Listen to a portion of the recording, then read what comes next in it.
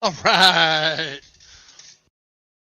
I don't know if anybody can hear the music, but I had have it playing just so it drives Mystic nuts. Hey, hi, how you doing, buddy? Hey, Nisi, when you gonna come back over, Nisi, and run trains with me? Audio check good. I didn't even have to ask. Thank you, John. Thank you, thank you, thank you. Can you guys hear the music? Yes, Steven, we are live. And I have my co-host in the basement. I'll bring him up here in a second. I haven't forgotten about you, John. I see you down there. All right.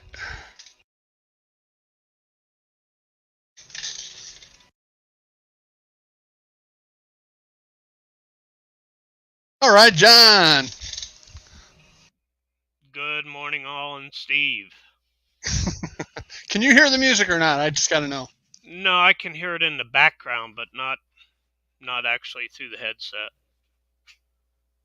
Okay. Huh. Because I don't have a speaker on. The only microphone. Only microphone is my headset. So I guess you can hear it through my head. Hey, Dwight. I'll turn the music off. Hang on.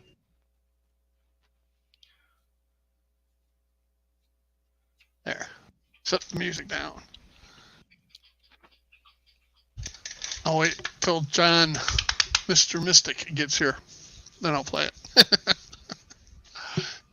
Just to drive him nuts.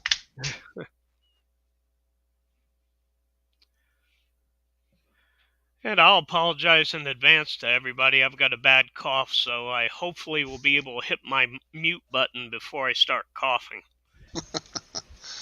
It's all good. It's not like we're going to pick anything up via No, but internet it's loud. Also, right? It's a loud cough, so I don't want to break anybody's eardrums. Right. I hope everybody had a good, happy New Year. I've been working very diligently on the layout, and some of that will be revealed soon. Oh, goodness. Again, John, I almost bought you something on Caboose Top Hobbies. All I saw was a C and EI, and by the time I got ready to post for it, I couldn't tell whether it had the saw blade or not, because I know you do not want the saw blade version.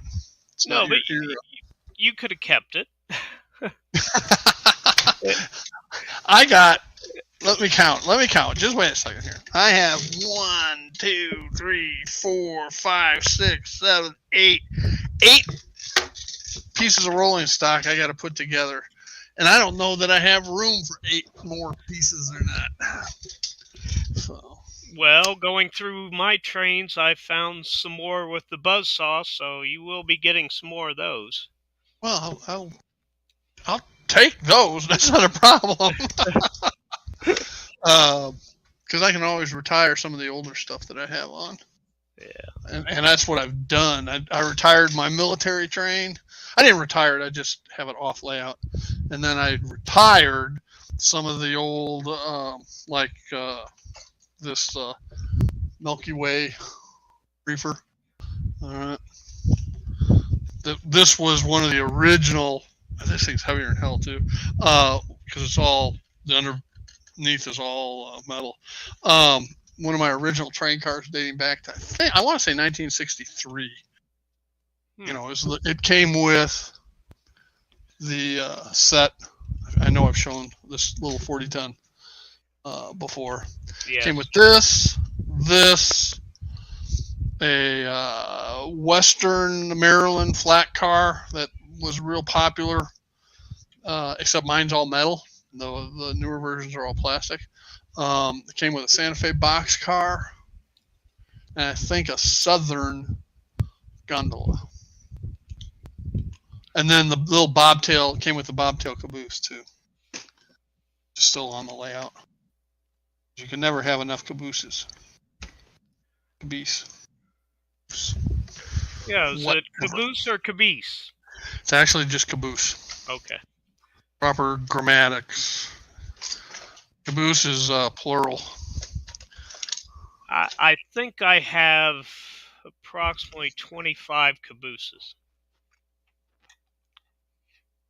I have 1, 2, 3, 4, 5, 6. I have 6. 6. Caboosey for Nisi. Nisi Caboosey. Oh, Anthony. Hey, Bernard. Hello, hello, hello.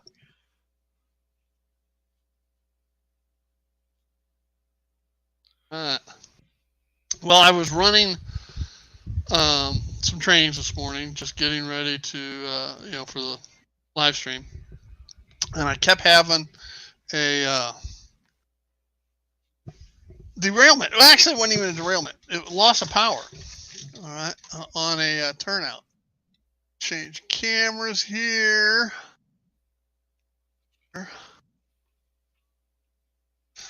And there's the switch on the outer main line here that gives you routing either back around the dog leg or across to Aurora. And I'd hit that, and all of a sudden I'd lose power. And the frog is juiced. Okay? So, but naturally, I went underneath to check and make sure the line between the frog and the snail, tortoise, make sure that was still, plugged in, and it was.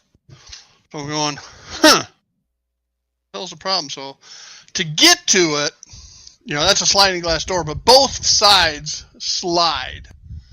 All right. So I went on around the other side, and I opened up the door over here so I could get to the switches right down there. And I got to looking at it, and the point rail, it's an Atlas switch. And if you all haven't heard me rant about Atlas switches, you get to now. Okay. I am not a fan of Atlas switches. It's what I started with because it's what I started with. Dating back into the 60s. And I guess they're okay when you use their solenoid snap motors. But everything here is Smales, which is just a DCC chipped tortoise. And they are terrible with it for the point rails. You're either tearing apart the throw bar where the point rail connects to the throw bar or the hinges. Okay, and in this case, it was the hinge. So the point rail, I have never relied on the point rails making contact with the through the point. I've always jumpered across the rails and then let the power come back down through the hinge. Well, that point rail had jumped out of the hinge. It's still lined up, so the train wasn't derailing, but it wasn't making contact, so it would stall. All right. And so I had to get my soldering iron out, and I soldered it up. So it's not hinged anymore, and don't really care because the tortoise has enough torque in it to throw that point rail anyway. Much like a hand laid turnout. If anybody's watched Jason on his point rails, they're all one piece. Okay, they're not hinged. So when you do the fast tracks. Hey, Alan. Is Lee here? Hey, Lee. So, well, Steve, I'm going to have a bunch of Atlas turnouts on my layout. all because I got them for $2 a piece. Yeah, well. Yeah. You can burn through those and still be way ahead, right? Yeah. And you can fix them. I mean, I'd say half of mine are Atlas still. Mm-hmm. All right. Now, if they ever get to the point where I can't fix it, then I'll tear them out and replace them with a Pico. So. And then the rest of my, started buying the ladder track system, and I've heard. Go ahead. I only got half of what I needed, so I couldn't even complete the ladder system. Now I'm waiting until next month, and I've got to order, let's see, about 7 more pieces to complete my ladder, because I want to turn out on each end of the.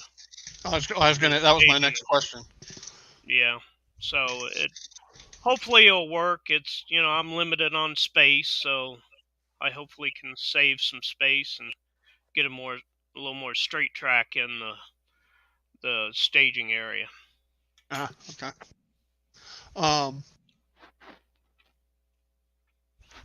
Sparky had a lot of problems with his ladder track. All right, with the rails coming off.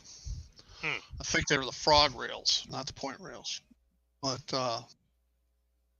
so just keep that in mind. You may have some issues you got to fix. Of course, I've had 2 Picos that I've had that same issue with. So. Yeah, you probably get that a little bit on all of them. No, none are perfect. Correct. They're not perfect until I make them perfect.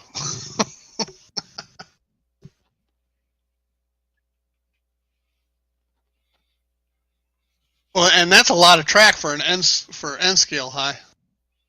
114 feet. I have no idea how many feet of track I have. I lost track of how many cases of flex track I got. So I do know I have 70. It's either 69. I think it's 70 now that I added the stub track at Union Station. 70 turnouts. So.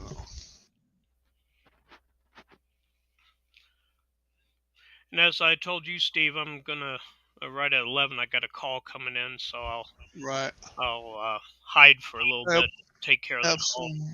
Yeah, absolutely. Hey, does anybody remember last week on mail calls? I probably should go back and just watch the last week's mail calls. I got 2 things in, and I was waiting for 2 things. And I can't remember which 2 things came in and which 2 came in right after we finished the live stream last week. So I don't know which ones to highlight today. And I can't remember either. I think one of them, and anybody correct me if I'm wrong here, was this package of styrene, right? Yes. Okay, so that was one. And the ones where you got the channel for putting your buildings together with. That's that stack. No, it was the clear plastic sheets. Oh yeah. Okay, yes. Okay, great. So I do have the right one set aside to do. Okay, cool. We can start on those. Matter of fact, if I can find them. Those are that.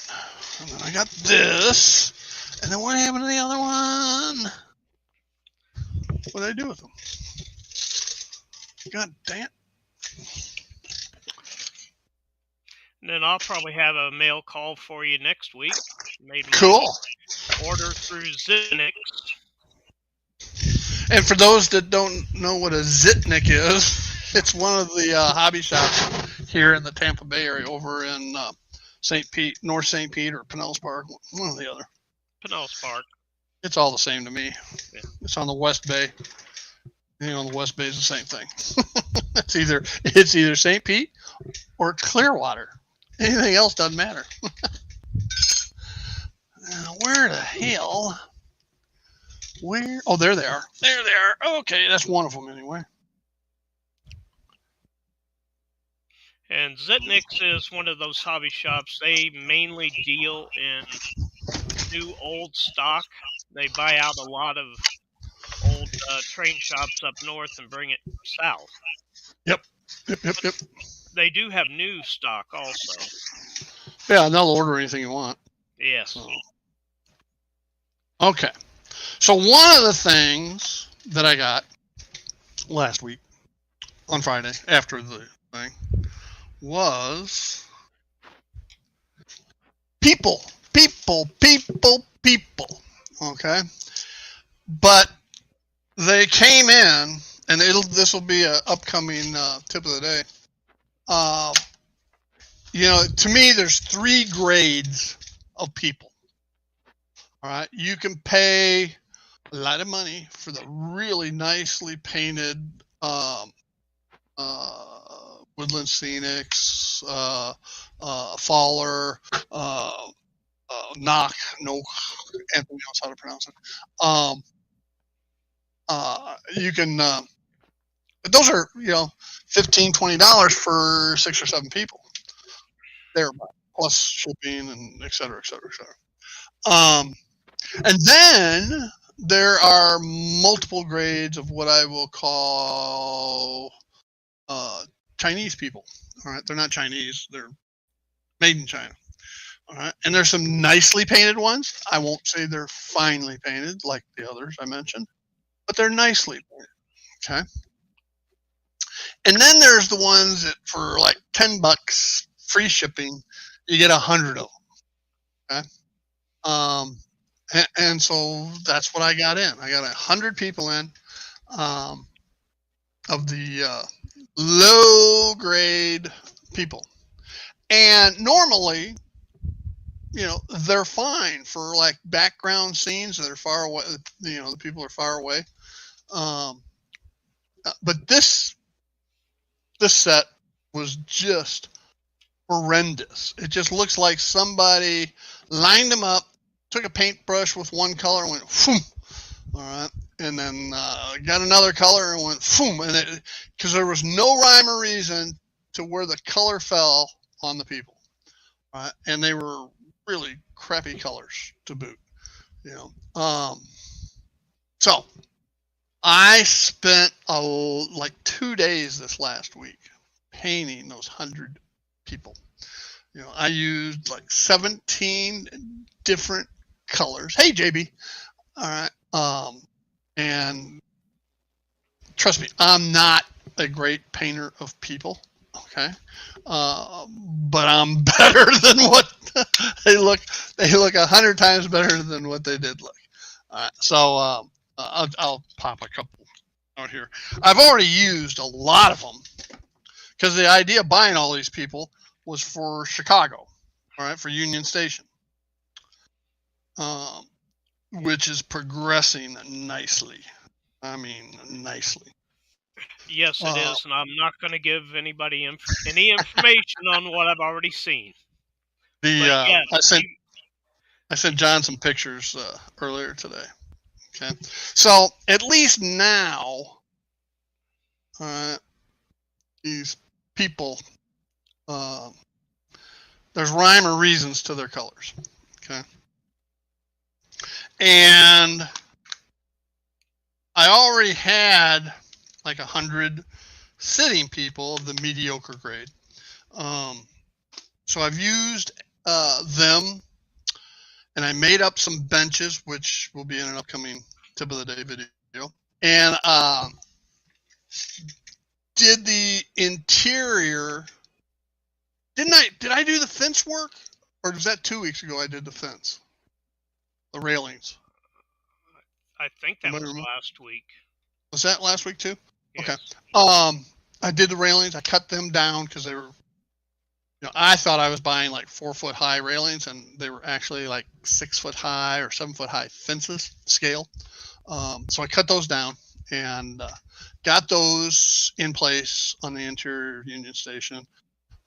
Did some other stuff on the interior of Union Station, and Tuesday you'll see part 1 of the Union Station build on the tip of the day. Okay, and then the following week there's a tip of the day on painting people. All right, and I have more people on order, because you remember, I still have those station platforms to put people on. So I think I have like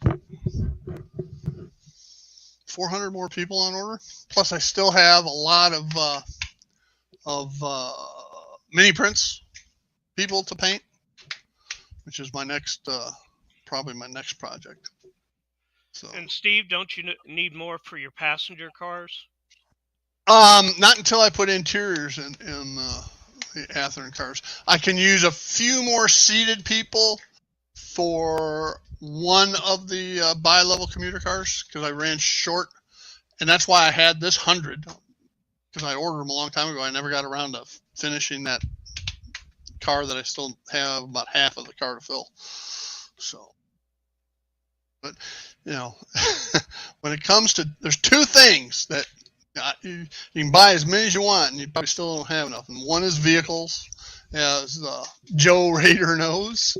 He and I are always competing, and Bernard over on Caboose Stop Hobbies for vehicles. And which reminds me, I probably need to call Carol today.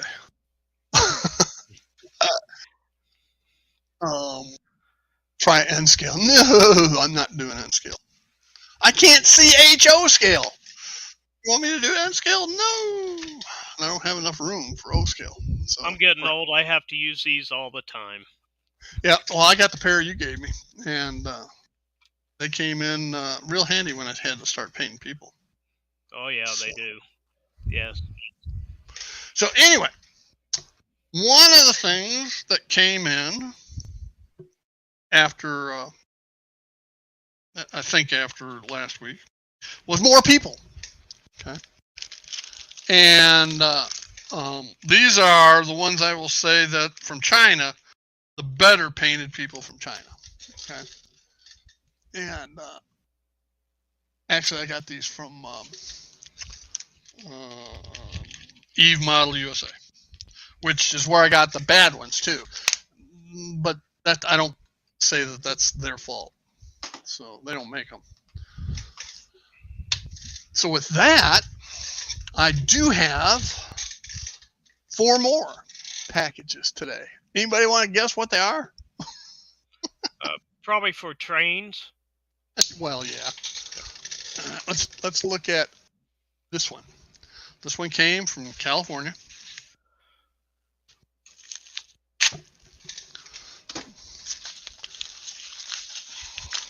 Now, I could sit here and discuss more about people.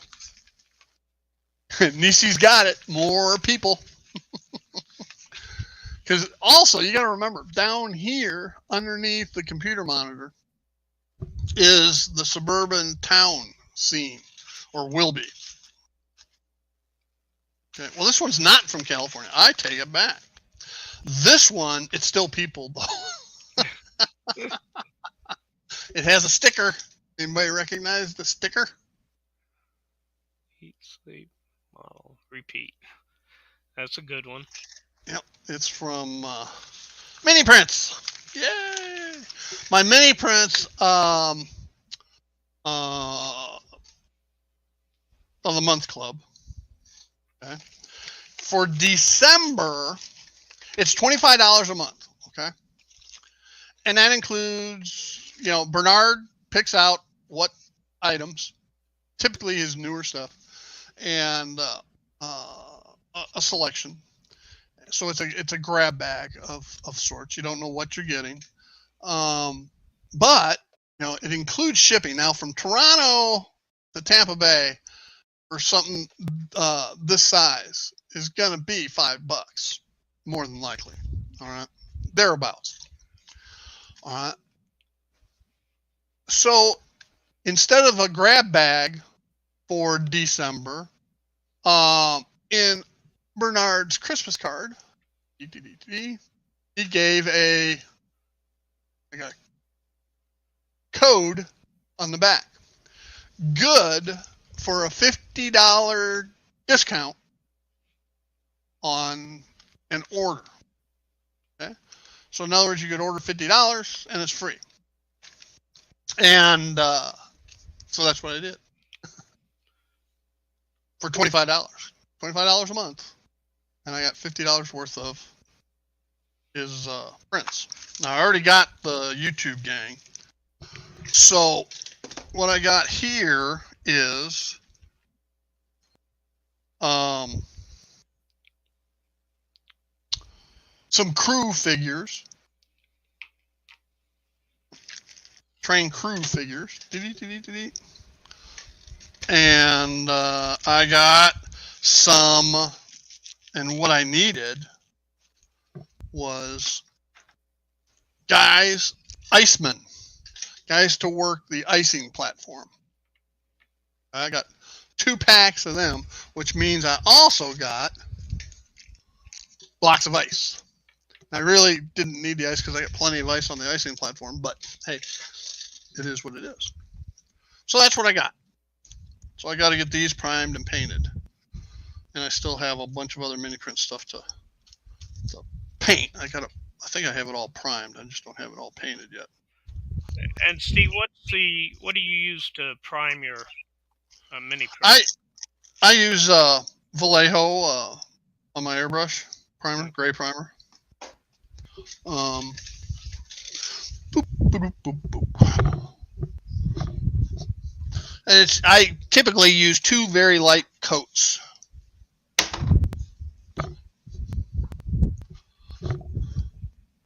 Acrylic polyurethane surface primer. Okay. From Vallejo. Well, with I gotta go. I'll be back in a minute. Good enough. All right.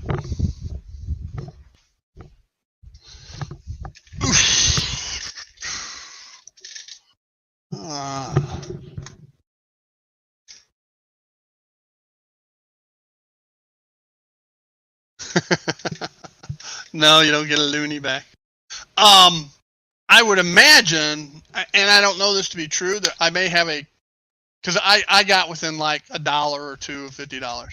So there may still be value left with that code for a future order. I don't know.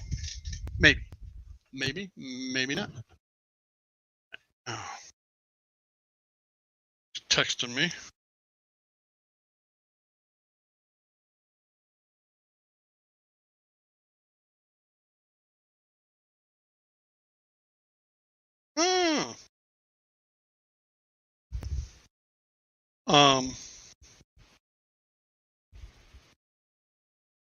There's a comedy club here, down actually in Sarasota, a Cardi's Comedy Club, and for things like you register, and for things like your birthday, they'll send you 4 tickets free. All right, you just have to buy a 2-item minimum: snacks, drink, whatever you want.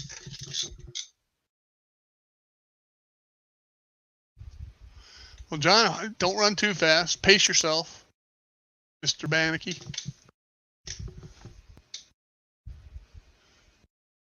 You know, Joe, I find it beneficial. All right.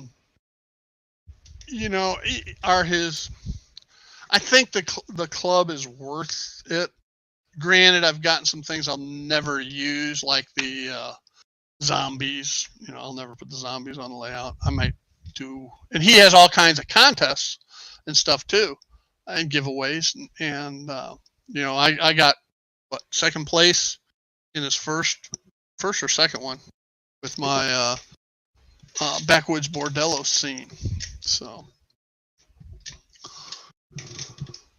and that was I think that was a $50 certificate too.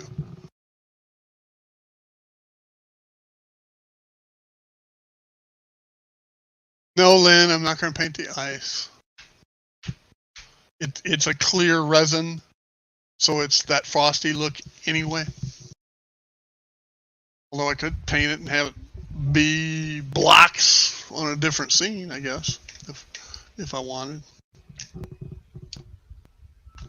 Yes, Dwight, zombies. I don't need zombies. That was part of the Halloween, the October selection.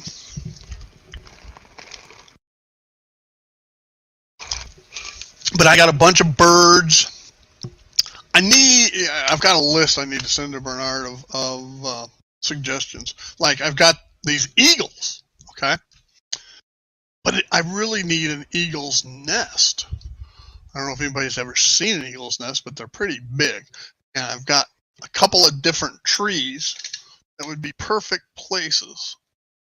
Eagle's nests. I got a tree that's I've crushed.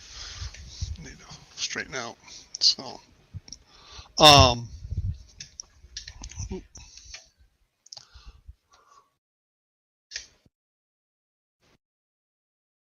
I need to do an update, I think, on my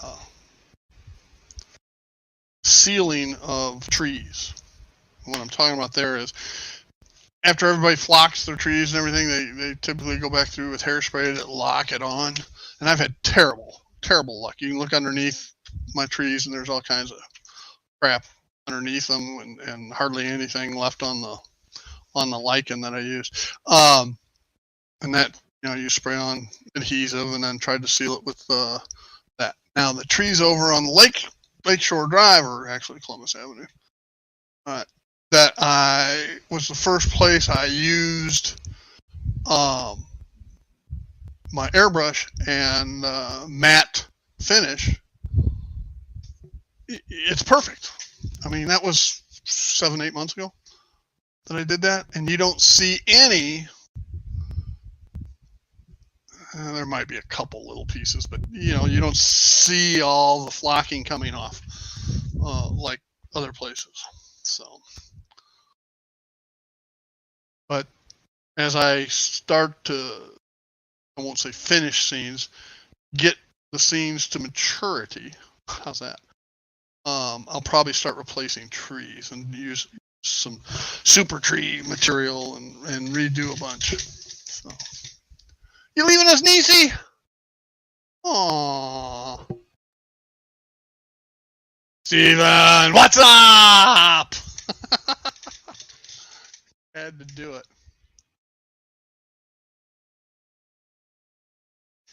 All right, Steven. Hey, it was a good live stream Wednesday. I watched the replay because unfortunately, Cab Crew Wednesdays is at the same time as Caboose Stop Hobbies HO show. All right. And no offense to you guys. All right. But I never want to miss a Caboose Stop Hobbies Wednesday show. They have too many good deals, especially on Wednesdays. Vehicles. I'm always looking for those vehicles. But I always go back and watch the replay. So don't. You're still getting the viewing time from me.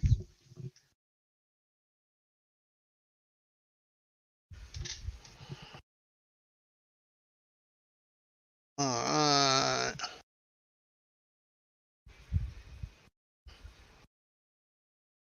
I had to change to this view versus my normal view because I didn't want to give away. I'm running about, my tips of the day are about 2.5 weeks, not behind, but are published 2.5 weeks after I do them. All right, just because I've got so many built up. And so Union Station is substantially complete. But I don't want to show you what it looks like yet because there's 2.5 weeks to go to get there to show you.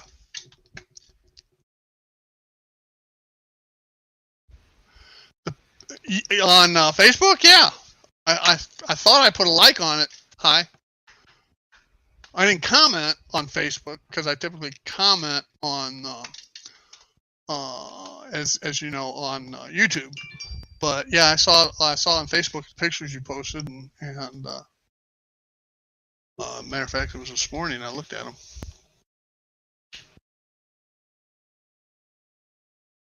I liked your, you got the second track in on the new station. So it took you 2 weeks to get 2 tracks in, but yet the next segment you say you're going to you're going to finish the other 2. So that's going to be a highly edited video, I would imagine. Or it's going to be twice as long as each of the first 2.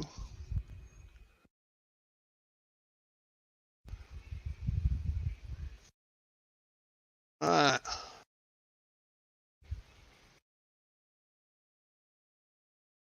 All right, let's get to the next package. So, anybody want to guess what the next package is? Now, keep in mind, all of these supplies are due to Union Station and Chicago West End here. So, let's see if I'm disappointed. I've ordered, I think this was 50 of the higher grade Chinese people. So, cars and other vehicles. No, Anthony, but that is an excellent guess. This is a package. This is from Eve Models USA. And it's, again, it's more people. I think it's from Eve Models USA. Yes. Okay.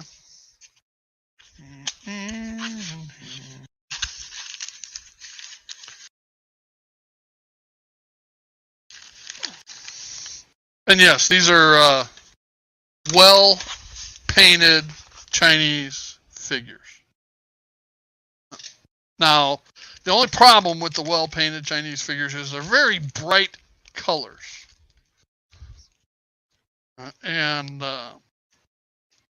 so, like I always do anyway, I'll probably touch up a couple of the paints to match, like the businessmen. It's got some people in here with sport coats on, etc., but with pink pants. No, I'll change that over, and I'll make more businessmen out of some of these.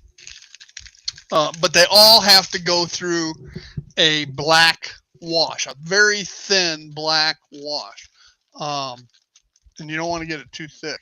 And the reason being that it adds the shadowing and the definition to any detail there might be on these. For like, the recesses for where the eyes go, as an example. It'll darken those up and where you can tell they actually look like they have some type of eye.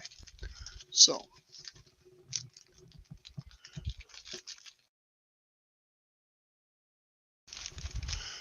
John's on the phone, dealing with some issues. So he'll be back here in a minute. Shouldn't take him very much longer. So anyway, more people, and this is, I think, a pack of. I think I'm gonna order a pack of 50. But this looks like a whole lot more than 50. Okay, so. I've got people, and keep in mind, I've got, I think it's 300 more coming from China that are due here at the end of January. Second week of January, last week of January, I don't know. Something like that. Okay.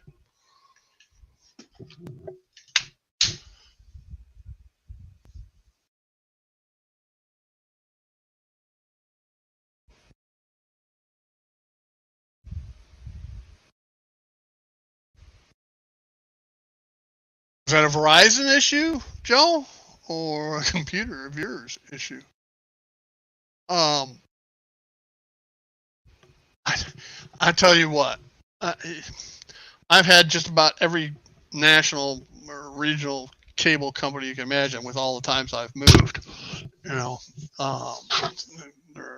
Spectrum, Comcast, Verizon, AT&T, and what I have now is by far the best, all right? And it's the only one that I would ever recommend. And everybody has issues, okay, or can have issues. There's outages all the time, but I can count the number of outages I have. I was going to say in 5 years on one hand. That's probably a bit of an exaggeration, but in 5 years I can count them on two hands.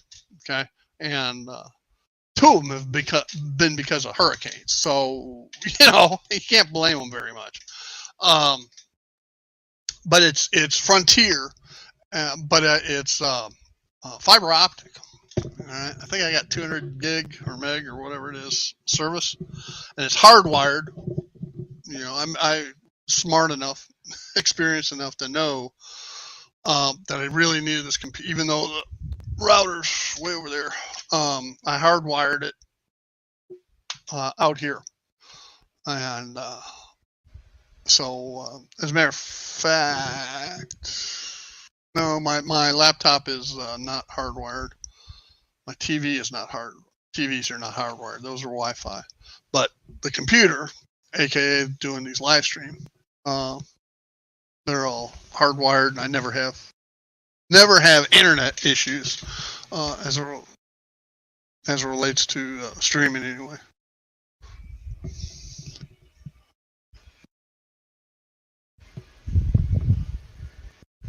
All right, Stephen, we'll be here.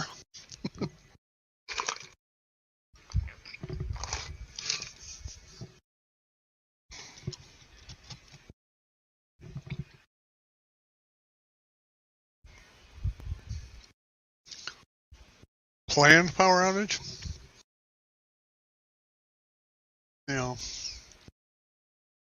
They do that during the daytime? I had one the other morning, because most of I'm up at 1, 2 o'clock in the morning, a lot, and because I go to bed at 8, and typically 8 to 9. When I say go to bed, I'm not going to sleep. I go watch an hour's worth of TV or so and fall asleep. I'm asleep by 9:30 at the latest. Anyway, so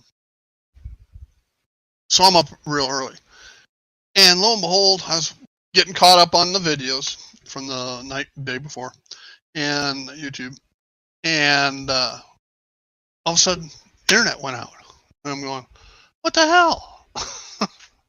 I just talked about how good the service was. So I get on my phone and I report it to Frontier, and they say, oh yeah, it's a planned outage for maintenance. And I'm going, why don't you notify people? If it's planned, how come you don't notify people? Well, it's 2 o'clock in the morning, and blah, blah.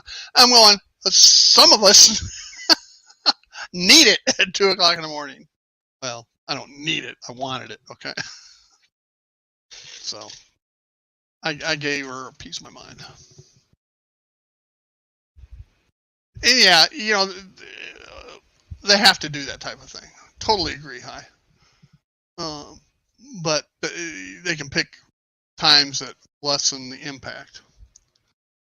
And that's a difference in companies. All right. If they're trying to save money and not worry about their consumers, do it in the middle of the day. If they're really and truly service oriented, they would do them in the early morning hours. Even though I'm one of the people that it would affect. So, but that's just me.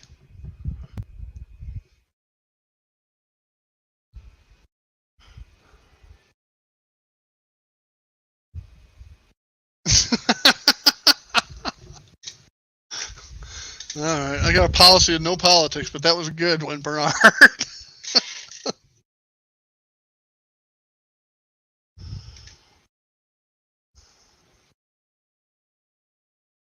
Okay, so as I mentioned, all of my as I advertise, all of my mail calls today are related to Union Station, supplies for Union Station. One of the things I needed for Union Station, Walther's kits have a base, all right, and usually it's just the outline of the base type situation. And that's fine and dandy to start and build on. But if you're doing an interior to that model, it can be problematic. So what I needed was some styrene to match the thickness of that, the exterior perimeter base for the Walthers kit. Because I could fix it onto the layout, the styrene, not the Walthers kit, cut to the shape of the interior perimeter of the Walthers kit, and that could help lock it in place where it's supposed to go. So I got my caliper out. I got my caliper out, and guess what?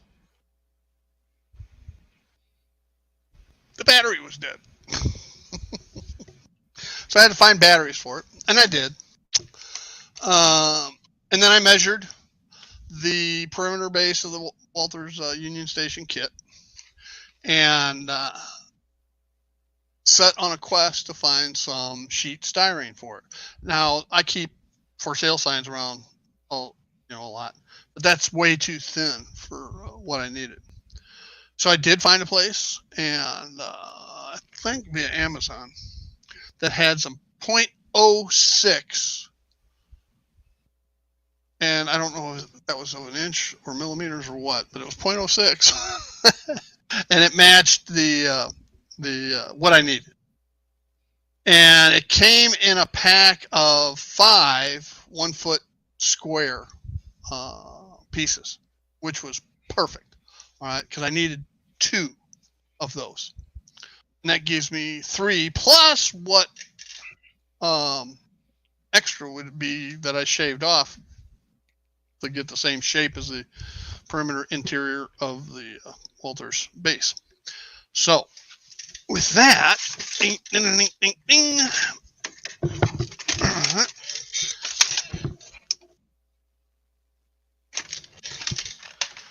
Here's a full sheet. Ding, ding, ding, ding, ding. Needless to say, I've already opened it up.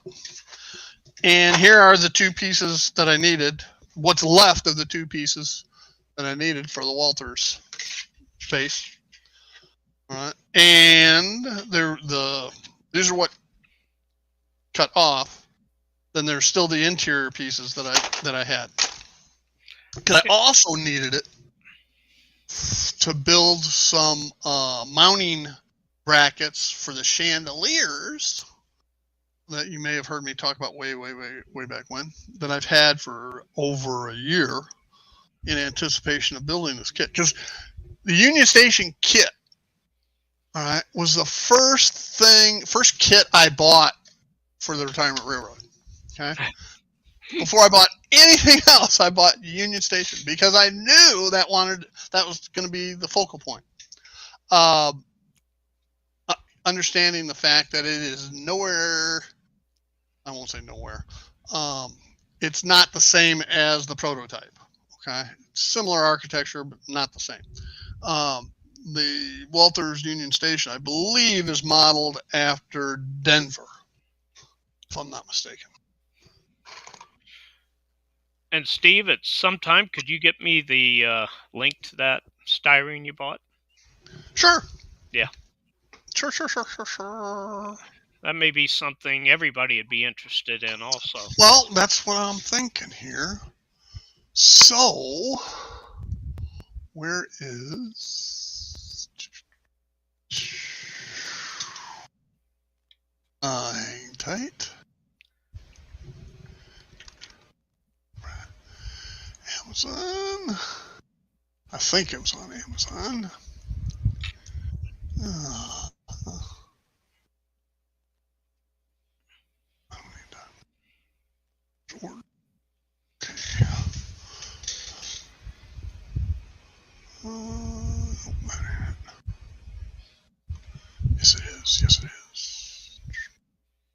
I don't know what's wrong with my camera. Keeps The blinking. operator. Probably.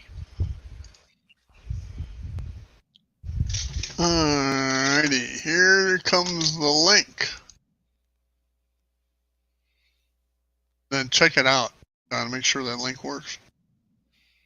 Where are you sending it? Oh, there it is.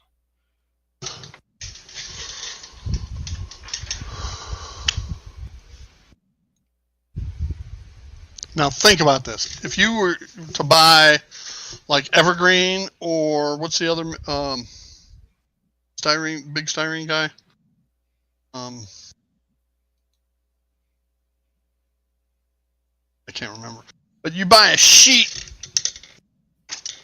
which is about half of one of these, all right, something like this, it's going to cost you $5. Guarantee you, for half of what one of these sheets is. So this is $10. And if you're Prime, no shipping, and you get 5, so that's $2 a sheet versus that's $2 a full sheet versus this would be $10 for the same amount of one by one. And that didn't seem to go to. It went to some kind of foam matting. Really? Yeah. Really? Why would that be? I don't know. It could just be my computer. No. But I'll try it again. Hang on.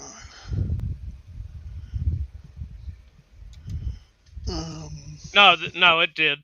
Okay, I put it in a different way and it came up. Yeah, 0.060 high-impact polystyrene plastic sheets. 8-pack, 12 by 12. A 1/16 of an inch. 8-pack? I thought it was only a 5-pack. I better recount. Yeah. Oh, yeah. This says 8-pack. So it's less than $1 a sheet, isn't it? A little more than $1 a sheet. A little more than $1 a sheet. $1.20 a sheet. Which is twice as big as like an Evergreen pack at $5.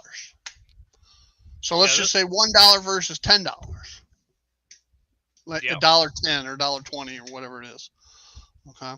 So, and I'm sure, you could look up other things from that seller and get other sizes as well. And that's something I'm planning on doing on my town scene is to have multiple buildings on one sheet so I can pick them up off the layout and move them if I need to. Yeah. Yeah, I've got most of mine. There's a couple. Most of mine are removable on one on a base, blended in to the scene. Exceptions to that, of course, is the roundhouse. The lumberyard is, but I'd hate to try to peel that out of there. Everything else, I think, pretty much is. Yeah, because you could make that as for your sidewalks and curb. Yeah, you could. I'm using foam, sliced up foam. I just run it through my table saw for my sidewalks. Yeah, I've seen that done too. So, I've got some. I showed them a couple weeks ago, which is one of the next steps I have to do over behind here in Chicago, so that I can detail out Union Station, and I've got some planter beds I got to add to it. I got some weathering to do to it. Of course, getting the streets and sidewalks around it. Once I start getting all that stuff done, right now it really pops. So, but everybody's got to wait to see that. Not me. Not you. I share things with you. So.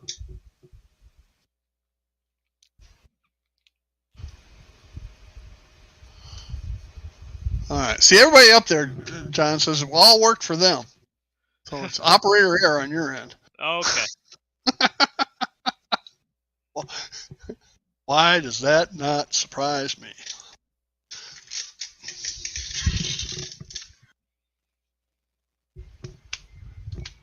Yeah, I thought it was only 5 pieces. I'm pleased to see that it's 8. So I got plenty more now for some scratch building.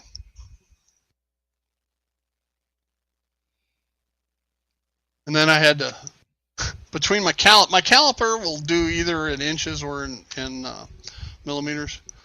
All right, and then you look on the, I'd have it written down for what inches were.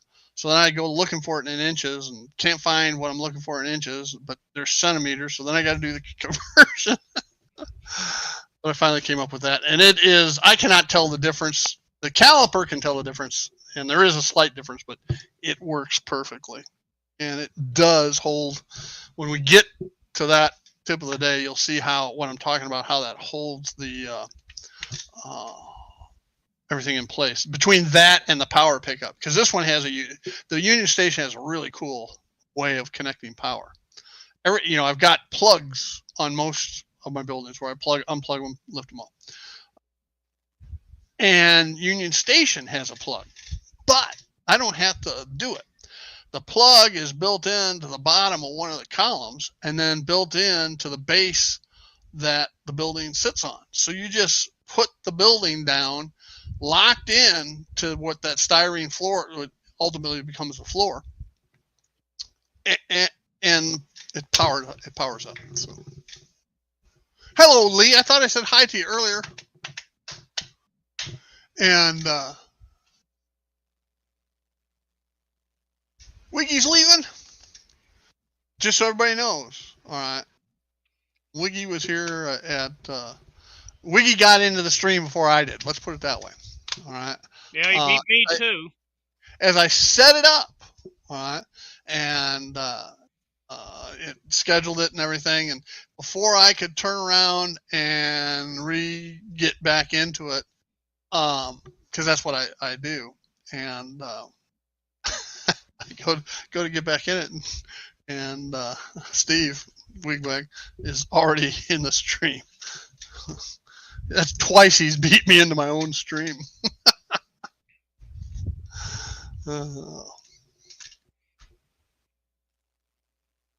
Okay, Lee. I perfectly understand that. So anyway, that was a good find and a better buy than what I thought it was. And and I need some of that. One of the reasons why will become evident. I got one more unboxing to do, and we'll wait a little bit before I tackle it. Wild Wiggy Quick Draw. Yeah. That's the truth, Bernard. I think he drinks a ton of coffee is what I think it is.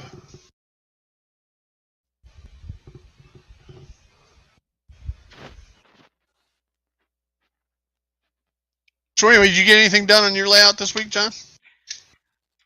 Just before we started the broadcast, I finally soldered those 2 pieces of track together. Yeah, all right. That's what I got done this week. Yeah, the 2 pieces of track you got out the week before, right, to work on, and that sat all week. Yeah, well, I had to find my solder. Okay. They do have a thing called the hardware store. And I know for a fact there is at least one hardware supply in Sparta. Yeah, but I had quite a bit of solder already, so I just needed to find it. I noticed today I'm running low on mine, so I need to get some. I want to get some different rosin. I've got resin, whatever you want to call it. I've got this stuff. All right, which works. Okay, no, I'm not complaining about it. But I see the liquid, all right, and the pen types, and I want to try some other stuff. See how it goes. So Well, I got mine on eBay, and this is the flux I use. Circuit Works. yeah, something like that. Yeah, and it works pretty good. And How long does a little bottle like that last you? I haven't been through one yet. Okay. You just use a tiny drop, and it gets right down in between your joints, Yeah, and it's it works. it's more targeted than trying to use the little brush makeup Correct. brush that I use. Correct. I use this little makeup brush. Hmm. So And then this is the solder I use. I have no idea where. I know I got it off of eBay, but I've only been through one tube of this. This is only my second one I've used, and I just started it. Bernard wants you to remind him what your favorite locos were, the K4s or the bigger. Mine's 282s and 210-2 steam engines, and then GP7s and RS1s. The CNEI, unlike a lot of other railroads, had a more limited selection of locos. Say. Well, yeah, it's because it's a fallen railroad. It was bought out by Missouri Pacific and the L&N, and then finally CSX got most of their rail. But I only model the 40s and early 50s, so that's kind of it on the engines I have. I think I have one E8, and Everybody should have an E8. yes, well, and mine's just ask me. Mine's a Broadway Limited, and it came with quasi sound in it, so it's a pretty nice engine. How's it running wise? It runs great. Really? Okay. And it pulls like crazy. No issues? Not as of yet, but of course I don't have a lot of run time on it. That may change in the future. Let's hope not, but it may. Because I told the story 100 times. The one BLI I had, spent more time at BLI the first year than at my layout. But once they put a new board, finally, a new type of board, an upgraded board, they went from a D series to a H series, and then I put a Keep Alive in it. Power Pack is what they call them. Then the issues were all solved, and it's one of my favorites now to run. So there's one of my 282s. Nice. And that was not a CNEI when I got it. I decal all my own. Yeah. I stripped. Can't remember what that came as, but and all the numbers I use. That's 1944. Are all accurate. I've got the list of all the CNEI engines, both steam and diesel, so I can properly number them of what they should have been. Yeah, there weren't a whole lot of railroads that had 210-2s. They were actually designed for the Santa Fe, if I'm not mistaken. And I know Burlington had a few, and CB&Q. If I recall right, the CNEI only had 3. And you have how many? 2. You only have 2? I only have 2 210-2s. But I have about okay. I have about 25 282s, which they had a total of 33. So not quite there yet, but I'm working on it.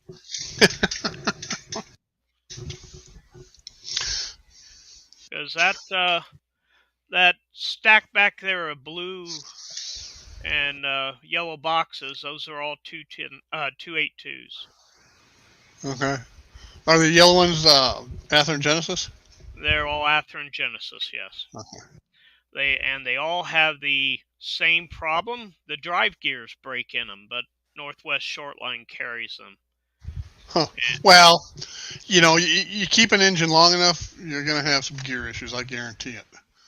Axle gears on Atherns, on Proto 2000s. I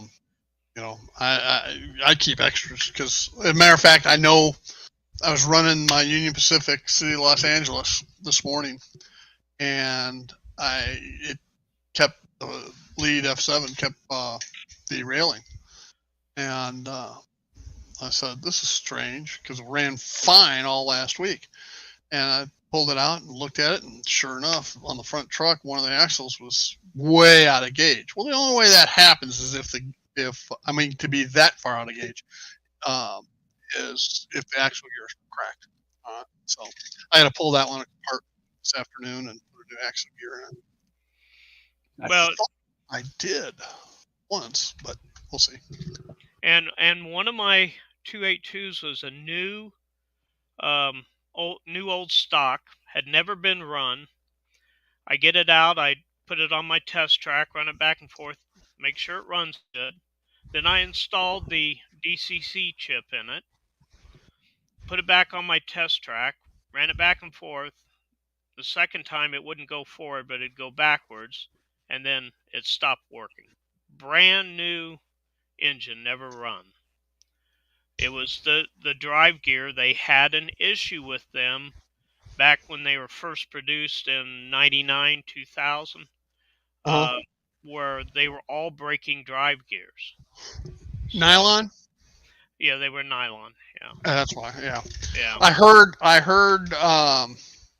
and this was years ago that, and I forgot what manufacturer it was, but they had switched to nylon gears and they were having nothing but problems with them. So maybe that was the 210-2. Now, the one I just showed you, this is, I believe this is a BLI here. Is that a 210-2? I can't tell. That's a 282. Who's your 210-2? One is BLI, and I can't remember who the second one was. It was not in the correct box when it came. They just mine's a Proto Heritage Special Collection. I think mine is too.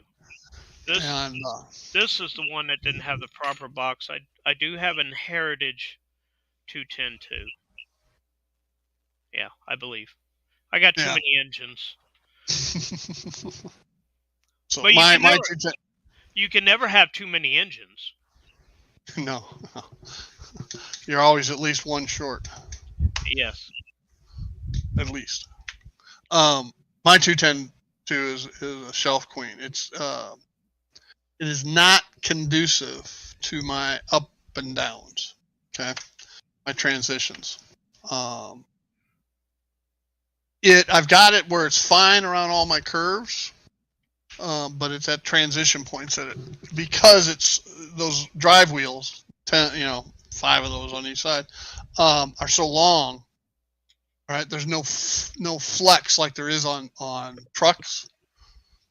Okay, and so it lifts off when it goes over either a decline or an incline. It lifts off and it has a tendency to have an issue. So.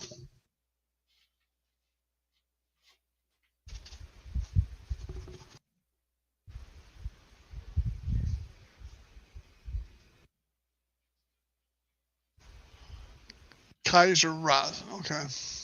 Rolls, big rolls. Kaiser rosin. Oh, what?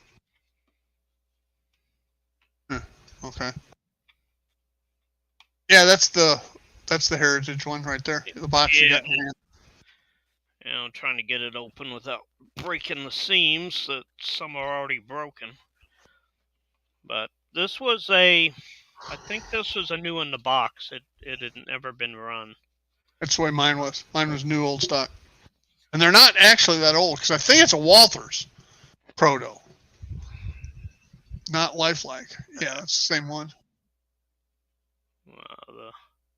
And what road is that? That's CNEI. I've already redecaled it. What was it when you bought it?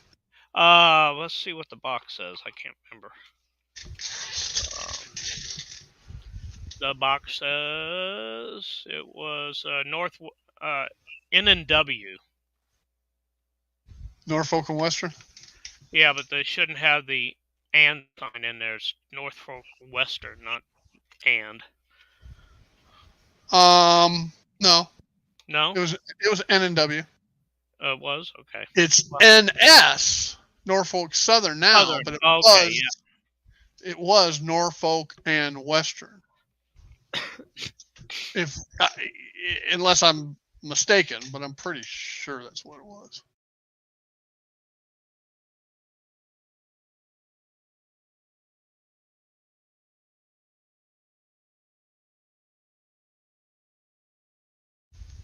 See, I've never been one for the sharks or the centipedes or GG ones. Those are all Eastern stuff to me. And for the most part, growing up on the Burlington CB&Q line, everything was electromotive division, all GPs and SDs. Okay, and of course your E and F units coming through. I don't remember ever seeing a U-boat, although the Burlington had some. Of course, I wouldn't have known back in those when I was a kid what the difference between a U-boat was and a GP-35. So, but I do remember seeing the GP-7s, 9s, SD-7s and 9s, the SWs, and of course E-units. Between all the Zephyrs running through town and all the commuter trains, those are all powered by E units. Okay, F7s or F units on the Burlington. Early on, when the Zephyrs first switched from the electromotive articulated train to standard diesels and cars, they bought some F units for that service. They didn't last on the Burlington more than a few years before they switched over to E units, and then they painted all the F units from the silver to gray and put them all in freight service called the Graybacks.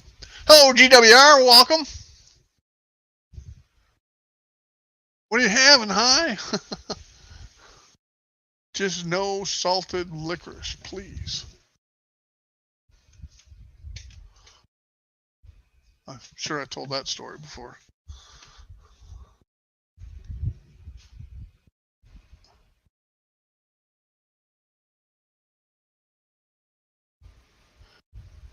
Now, Burlington did have their excursion service that I remember as a kid. Steam engines. I can't remember the number, what they were or what the numbers were. I'd have to look it back up.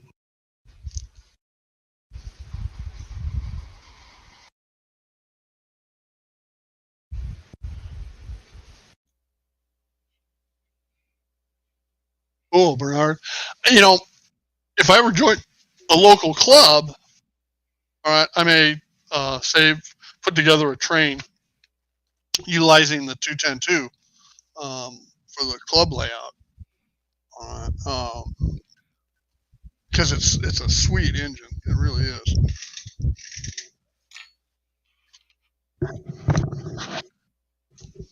And it'll go around the track on a good day, but it's got to be a very good day because there's one spot over at Lockport Industrial that it has an issue with. Either there or over by the Backwoods Bordello. Those two places, and they're both incline-decline transitions. Yeah, on my old layout before I took it down, that section behind the roundhouse, the 210-2 didn't like to do it. It was 23. And that was like I was gonna say that had to be a 23-inch radius. 23, 24.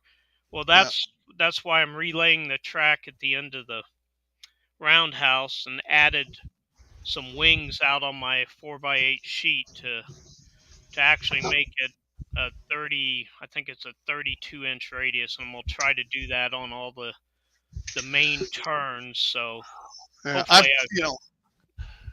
go ahead. hopefully I won't have any problems with going around corners. I've been toying with filing the flange off of a set of the drivers, but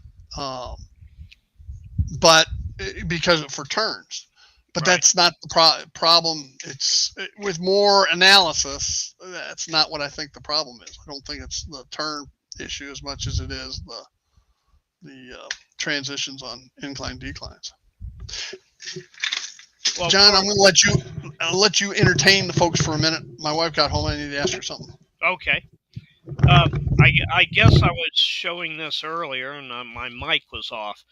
But this is it's not an E8. It's an E7, and that's my only 6-axle diesel I have. All the rest are 4-axle F3As, F7s. I've got a few of them, and I probably, let's see, I've got about 7 GP7s, which 2 more are coming. They've been on special order for over a year now. They're supposed to be in first quarter of this year, so hopefully I'll have them ready to go on track. And then RS3s, I got 5 of them. 4 of them are ready to go. Steve likes 2 of them. They have the let's see, can't remember what soundboard they have in there. But their sound is just beautiful.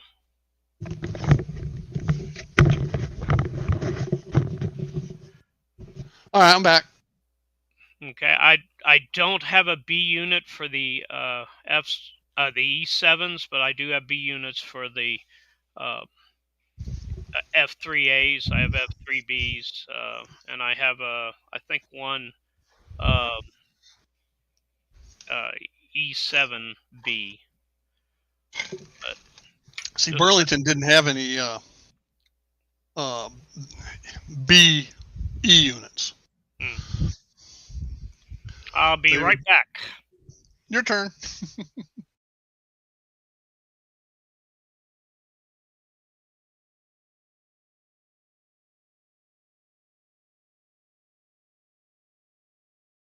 I'm catching up on the comments. Okay.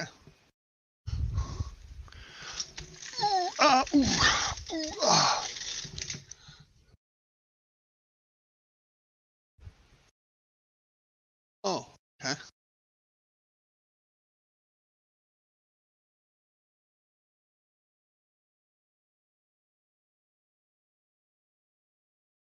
GWR, I watched Allen's this morning. Sorry, I had to get the dogs. They were going crazy. Right?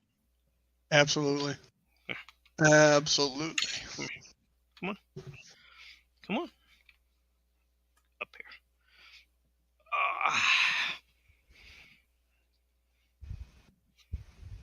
This one's a big baby.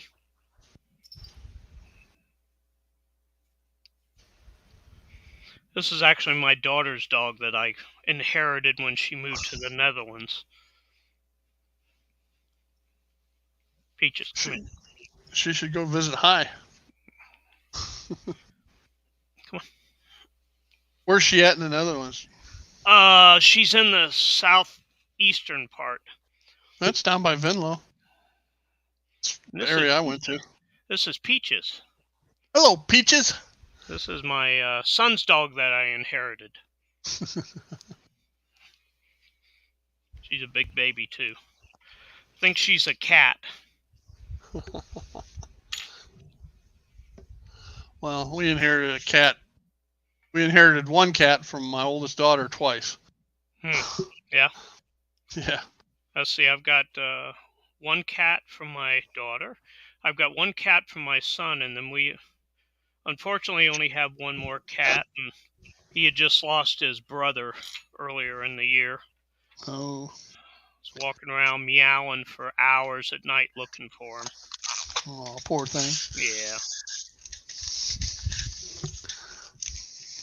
It's something when you have, brothers and sister cats, because they're they're attached at the hip. Where one goes, the other one goes. Always sleep together. But when Bernard, you, quit giving him compliments. It'll go to his head.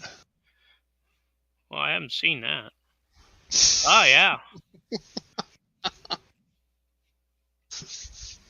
What? You don't like my shirt? I call it the uniform, my Friday uniform.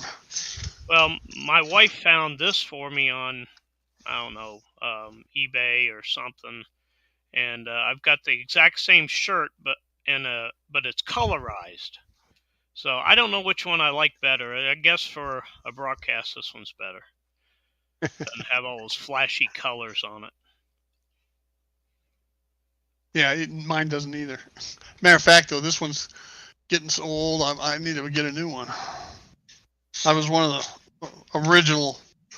I think the day that these came on Heath's Teespring stores, the day I bought this one. It was back when Heath was doing the 11:30 on Fridays, and he mentioned it as we were waiting to go live. And so by the time we went live, I had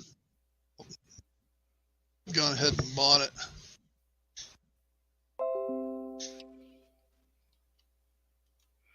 Yeah. I hope to be able to keep the majority of my engines on track at all times. That's why I making the big roundhouse. I guess I could add another 10 stalls to it.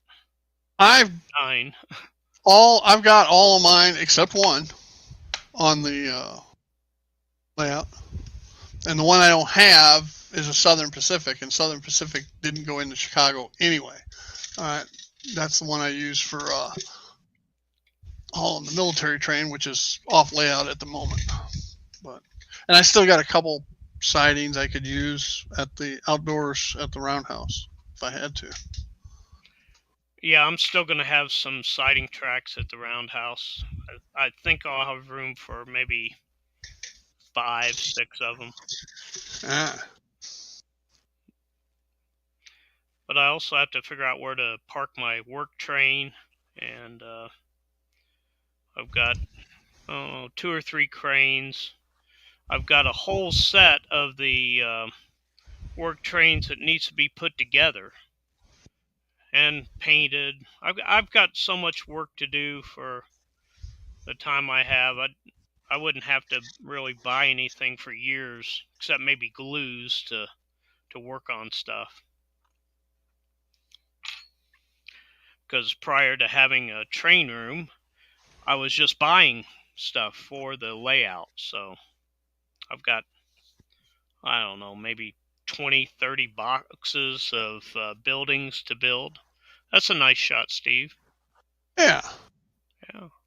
Here I'd go through a few of the scenes.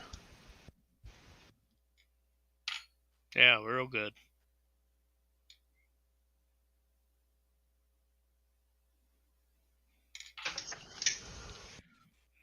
How far out is your background building there on the right, just behind the tree or the bush? What do you mean, how far out? How far out did you space it from your back? There's a flat on the backdrop. Okay. And then there's that 1-inch wide background building. That is one of the panels. It's one of the panels off of that I didn't use for the roundhouse. Yeah, and I'm gonna Actually, it's two. It's 2 panels. All right, from the roundhouse, actually. Yeah, I've got about 6 or 8 of them to use. 6 of them to use. 8, yeah. That's one thing good about when you expand your roundhouse, you get all those end pieces that you don't need anymore. Right. And you can cut them down where you don't have the slanted roof. You can cut them down by the insets. All right. You know what I'm talking about? Yes. For every 2 window panels that are recessed, you have like a brick column. Well, you can cut that rectangle out without the incline if you want, and for other types of buildings. So. Yeah, I plan to modify some of them, but I'll have, about 16 feet here. I'm gonna need background buildings on, so I'll need a lot more too.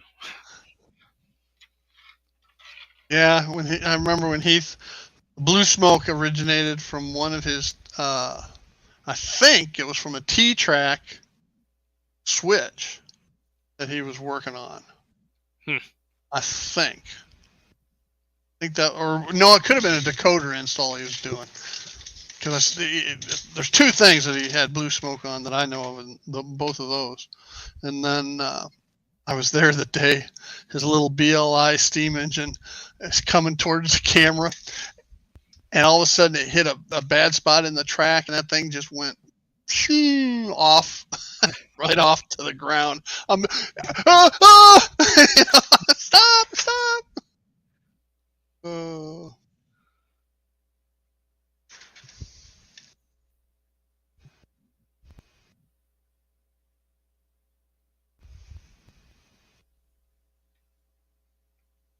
Black and white, and then colorize it. Ooh, I don't know about that one.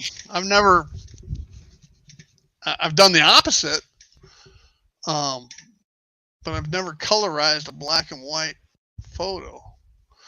You could probably run a search, and I'll run a search on it.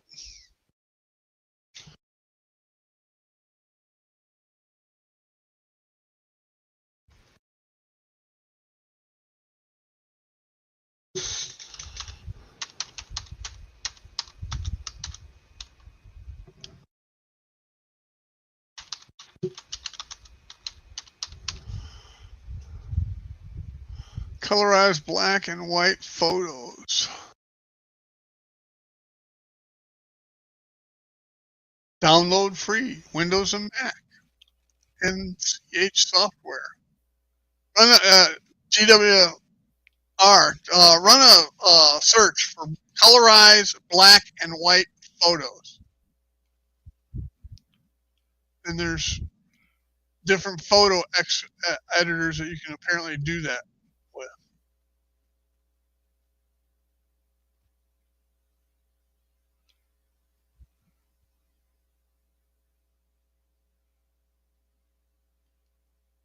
Colorize photos, playback, free online image converter. I always hate it when they say free because you know it's not. But anyway, just run that search and should be able to find something.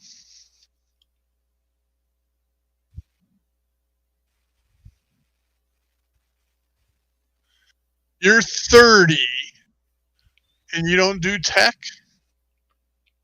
I can't believe that. I don't either. Well, he may think he doesn't do tech, comparatively speaking. All right, but I guarantee you, he's got to be more techie than we are, or at least more than you are, John.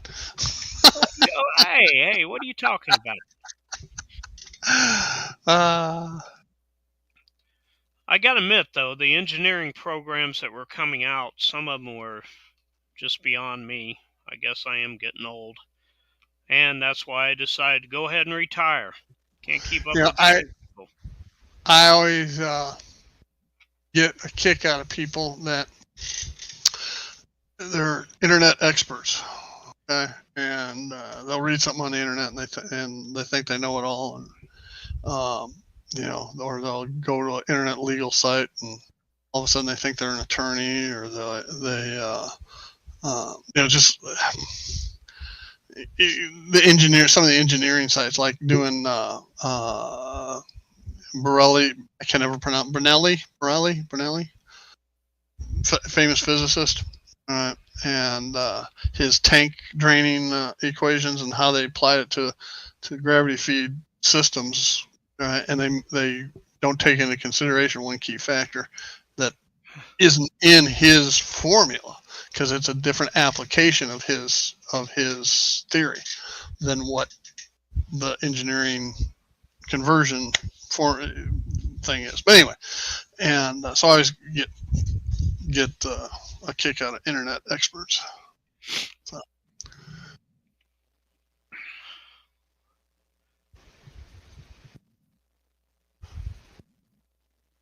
Always remember something, the best friend a person can have nowadays is GTS. Okay, GPS. No. That's good too, but that's not. I said GT, as in Tom. S. Okay. Want to know what that means? Yeah, please tell us. Google that shit. Oh, okay. Yeah. People, it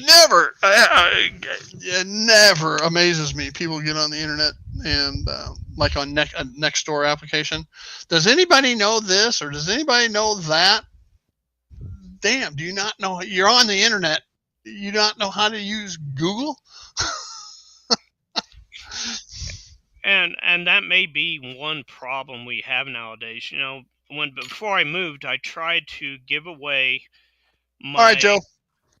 Tried to give away my military books. I had probably over 300 military books on battles, on equipment, all kinds of things. I even tried the military academy in St. Petersburg. They said, "Oh no, we don't use books anymore. They just Google it." Yep. Or books online, or so I finally just gave them all to Goodwill. Yeah, that works too, Bernard. Grand teenager son. Absolutely. GTS is Google that shit. Stuff.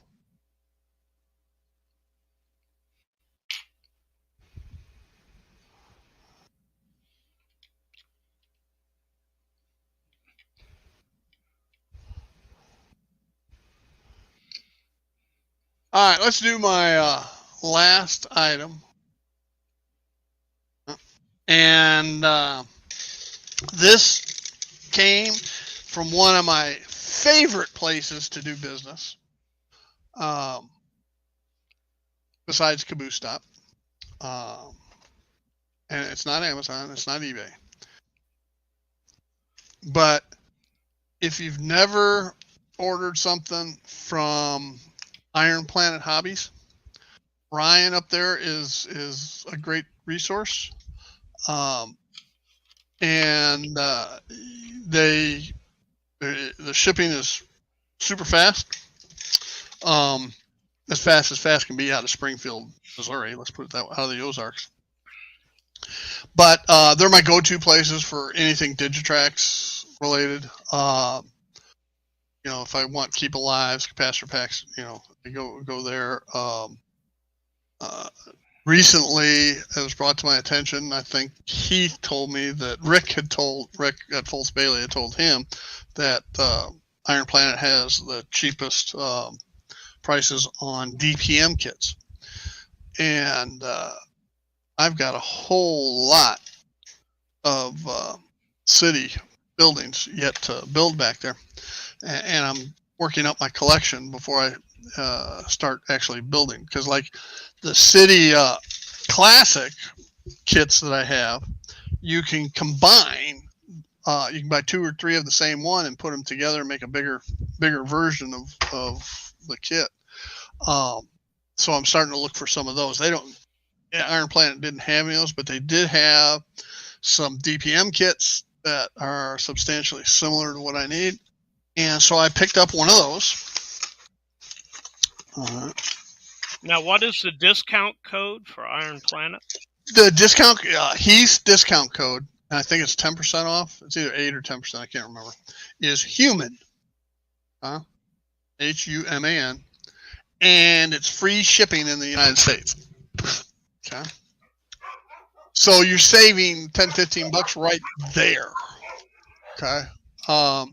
As an example, everything I ordered here was like $45 plus shipping. All right. I used his code. Okay. So it went from 45 to 50, $60. All right. I used his code, and the net amount was $29.14. Okay. That was before the discount. I mean, that's after the discount and after the free shipping. All right. So you can't beat that. You simply can't beat that. And the DPM kit I got, okay, is the empty arms. Now, if you say that real fast, it's empty arms. Okay. Little play on words. And, but it's only, the problem with this is, it's only 2 3/4 inches deep. And I really need 4 inches of depth to be able to hide the return trolley track behind Union Station. So, but because of the fact that all these buildings are lined up to each other, and I got to cut away the sides anyway. And there's a backdrop scene divider for the back. I don't need anything decorative for the sides, right? Except where it's above the possibly an adjoining building.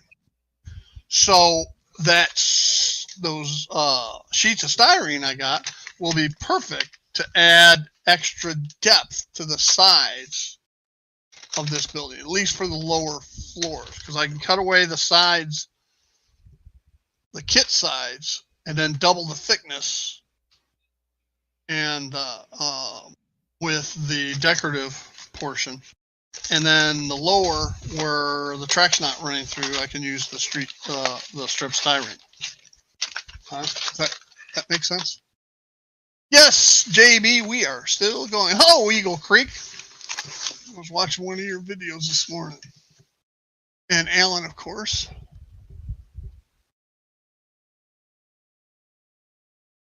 Yeah, you didn't know about the free shipping, huh, Alan? I mean, you can't. I don't know why anybody orders anywhere else. Let's put it that way. If they've got it, you can't beat ordering from them.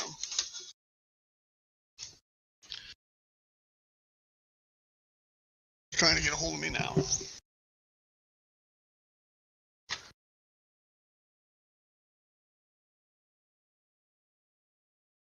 Oh, Lynn. He had to take his wife to a doctor's appointment. He got there, and the power went out.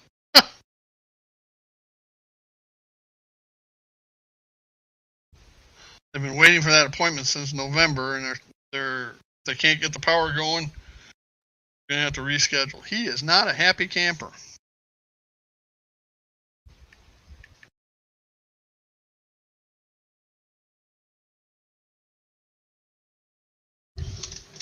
All right.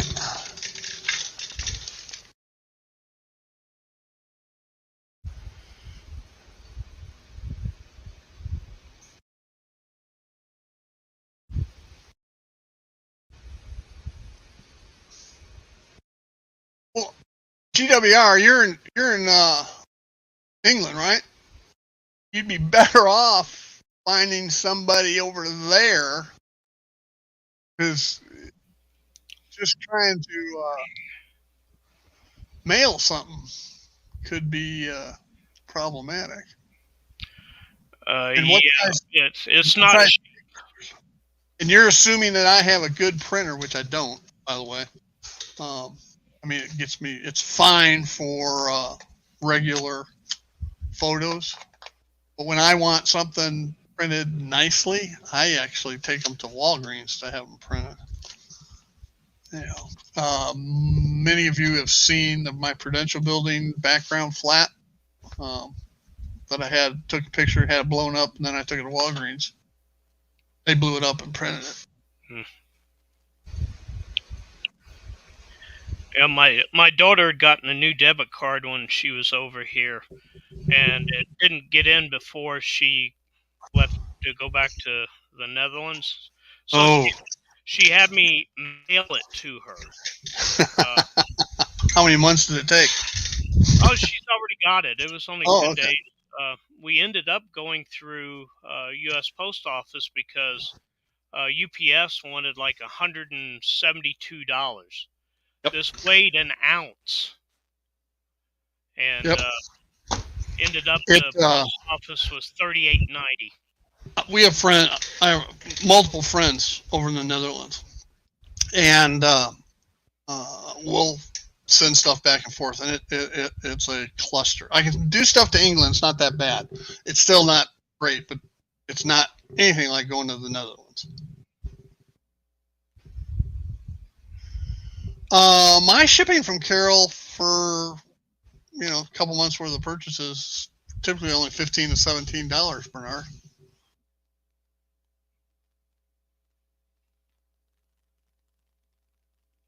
Yeah, that's not too bad. Yeah. One of my friends over in the Netherlands, he wanted some Harley Davidson boots, so he got online, bought them, had them delivered to us. Okay, and didn't tell me about it until he'd already done it, and then asked me to ship them to him. And he said he'd pay for the shipping. I told him to, and you realize what this is going to cost you? You would have been better off having it shipped direct. Mm-hmm. And the shipping from my house to the Netherlands cost more than the boots. Okay, Yeah. and it took 2.5 months to get to them because inevitably a package going to the Netherlands sits in a warehouse. They don't notify the person. The person has to, when it's overdue, has to go down and go to the post office, give them the tracking information, and then they search for it in a warehouse until they find it. It's just crazy, absolutely crazy. So I told him I'm not doing it again.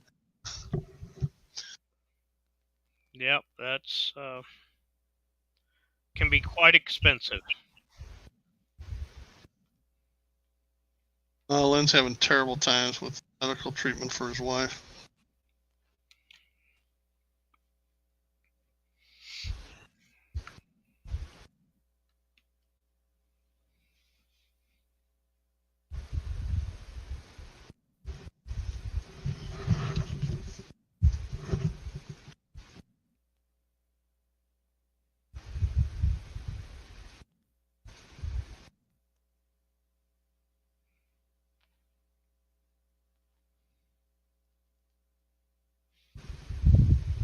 All right. Oh, I did get something else in that package. Duh. Okay. And as long as I was ordering that DPM building, I need supplies to do my streets, right, around Union Station, because I got to embed the track into the street. So in those situations, I use a product from Woodland Scenics called Smooth It.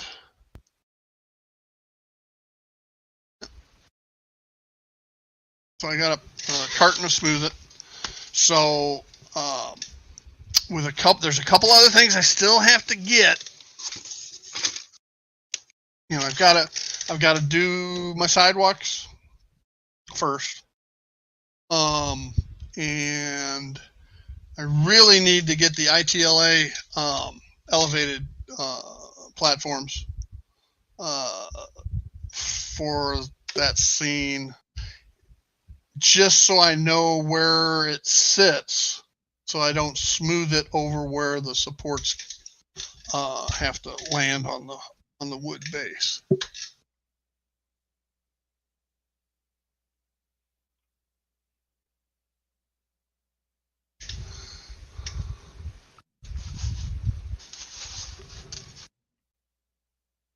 So now I need City Classics I need 3 of City Classics 101s. I need 2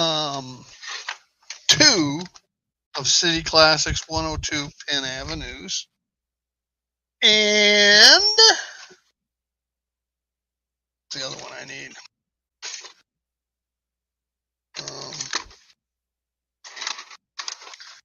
106s?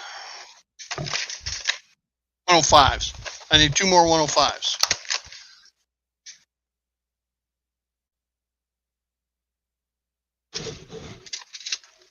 So that I can build 3 kits wide of those.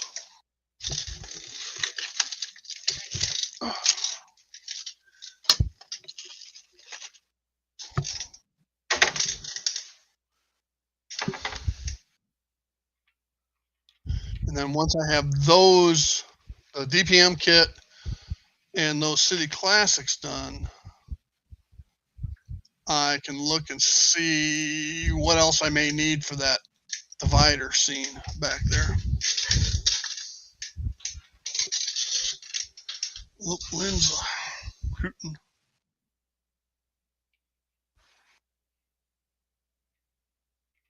Oh man, a rescheduling.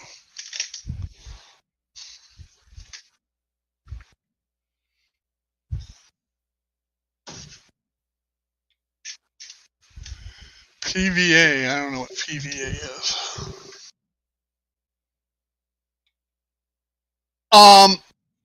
There's 3 different things I use, Bernard. There's 2 different Plastrucks. There's the orange and the white Plastruc that I use.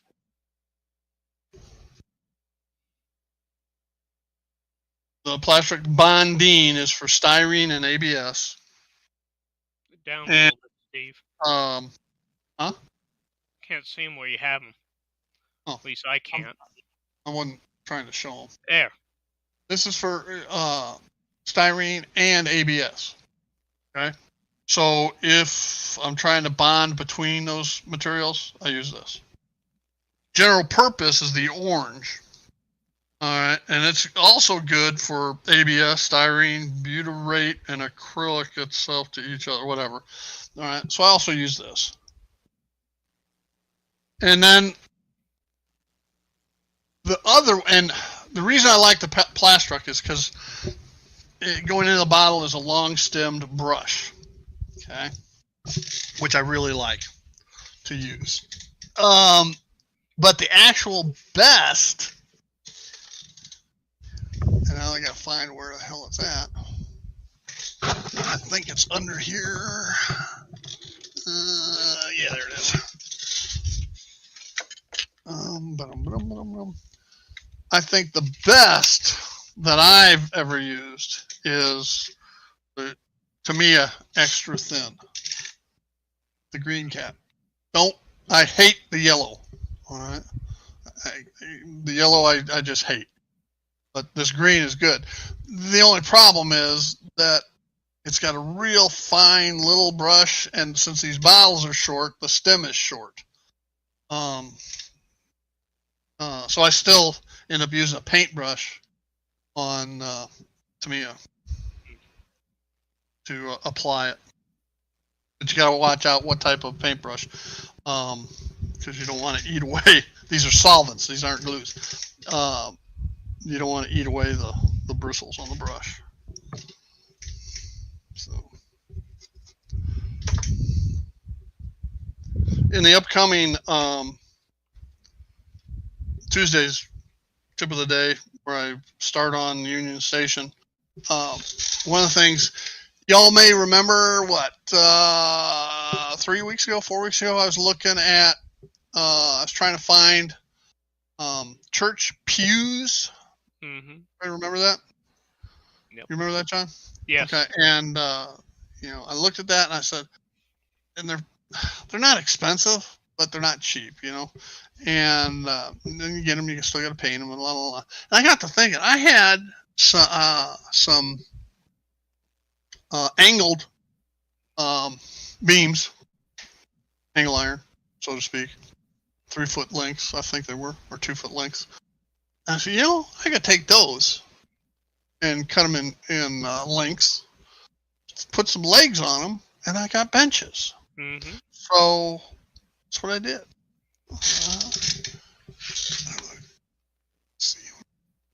Can you see that? Yes. Yep. That works. All right, and then you can put them back to back. You got back-to-back benches.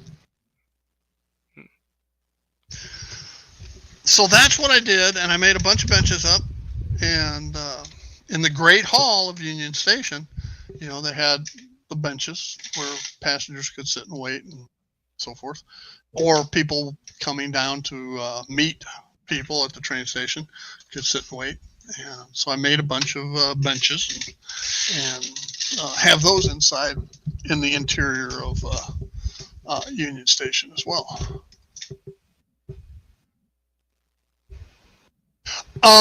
MEK is in one of them, in one of the Plastrucks. And I forget which one. It's in the orange one.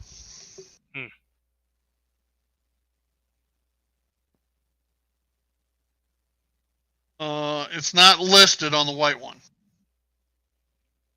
For those who don't know what MEK is, it's a solvent. You actually go get a big thing of MEK and I'll be good to go.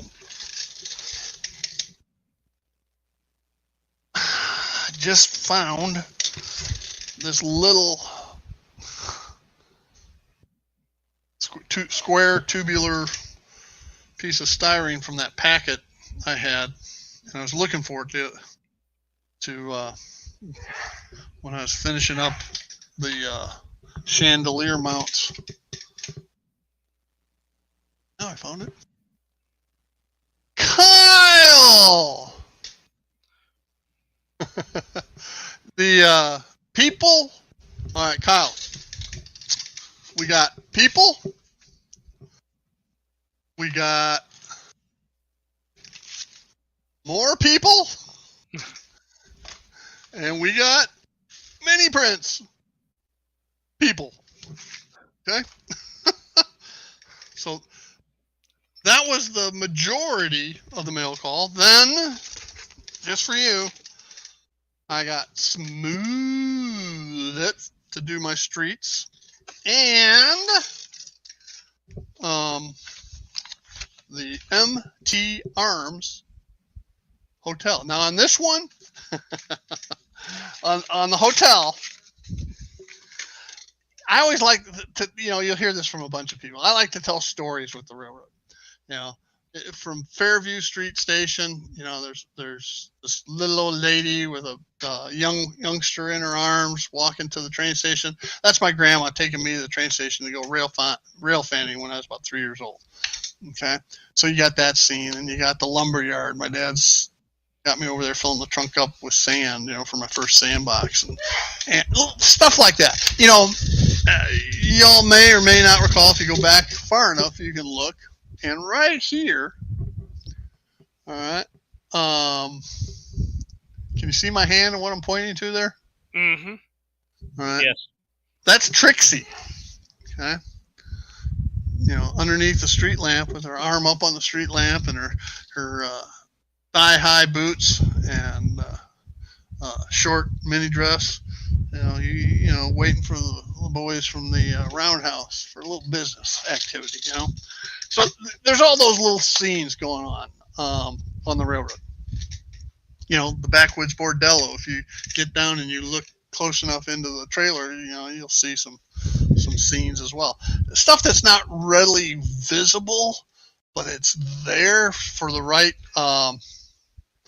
audience, whoever may come to visit.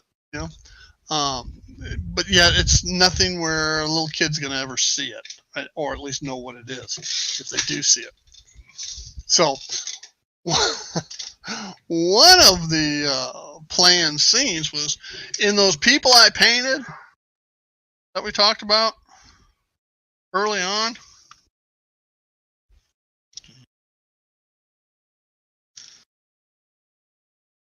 There's the other one. Okay, hang on.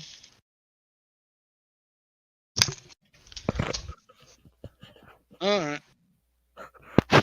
In the windows, I'm not one to do interiors. I other than Union Station because it's all glass. But on one of the, on my buildings, I typically use a matte clear finish on the glazing to cloud the windows so you cannot see inside, but it allows the light still shines out and everything. So, but on one of the windows in the MT Arms Hotel, which will sit behind Union Station, so it's not going to be readily visible. Okay?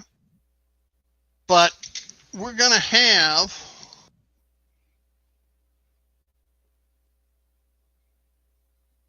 these ladies. Up a little, Steve. Yeah, I don't want to drop them. Yeah. Uh-huh.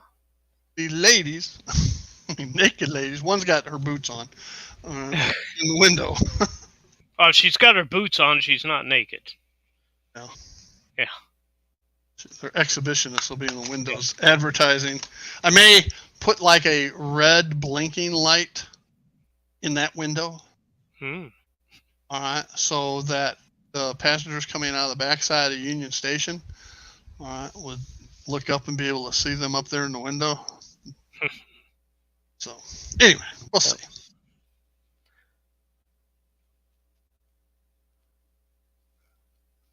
You woke early. Where do you live, Kyle?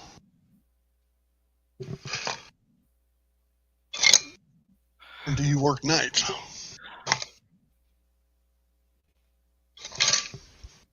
I just don't work at all. I'm really enjoying retirement. Yeah, kind of, but as soon as I get back to normal.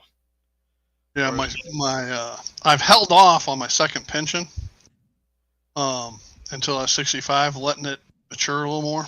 Mm-hmm. And so that starts. I turned 65 this month, so that pension will start in February. My other pension I started pulling at 50. Started third shift. Okay. Cool. Well, folks, we are at the witching hour of 2 hours. Remember, Edward Cady has his Happy Valley live stream, I think, at 2:30.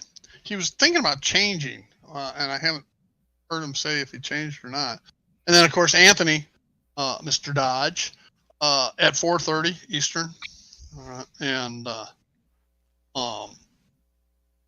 then Cousin Vinny tonight at 8. Okay?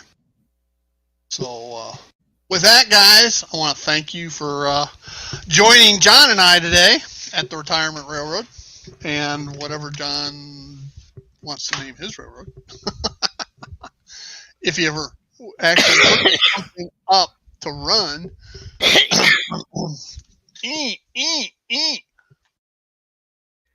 Oh, it'll come soon. I'm not sure what I'm going to name it. It'll probably be CNEI Tennessee Division or something like that. There you go. Hello, Thomas. You're just in time for us to say goodbye. But it's still better late than never. The replay will be out there. Yeah. So anyway, hey guys, thanks again. Y'all have a great day. Bye. Bye.